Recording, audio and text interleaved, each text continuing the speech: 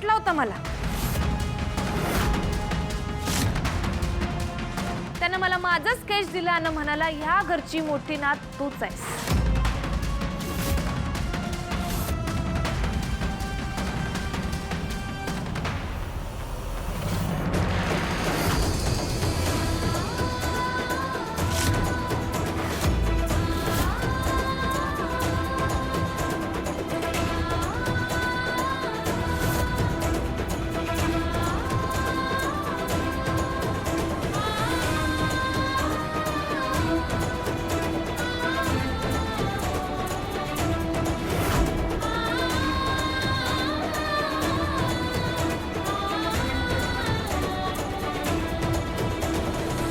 माझ्याकडे पण एक पुरावा आहे. या आधी या बाबतीत मी कोणाशी काही बोललो नाही, पण जेव्हा हॉस्पिटलमधनं गौरी पळून गेली तेव्हा तिने माझ्यासाठी चिठ्ठी लिहिली होती.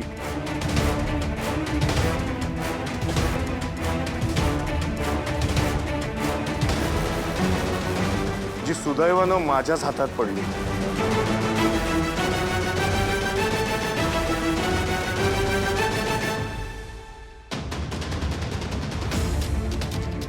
या चिठ्ठीत असं लिहिलंय की माझ्या जीवाला इथे धोका आहे म्हणून मी जाते, पण तुमची मुलगी सुखरूप आहे. ती तुमच्याच अन्नपूर्णा कॉलेजमध्ये शिकते आणि तिचं नाव कमळी आहे.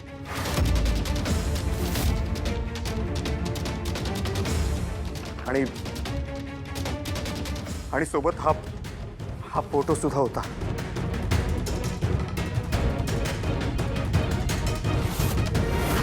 शिवाय स्केच आर्टिस्टने जे स्केच काढलं होतं ते कमळीचंच होतं. यावरून हेच सिद्ध होते की कमळीच माझी मुलगी आहे. नाही,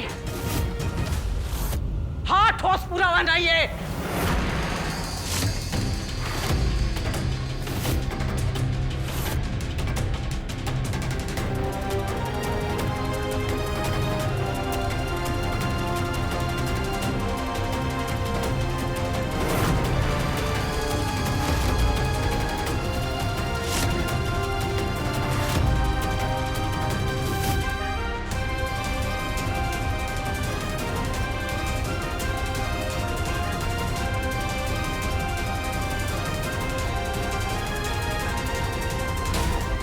कडूजी, काय खूळ लागले का तुम्हासनी? लहानपणापासूनच आहे ही खून. जन्मखून म्हणतात, असं पुसून जात नसते ती. कडूजी, आता लय झाला तुमचा डाव. गुलाबचा फाहीचा आता फक्त कमळीचा डाव.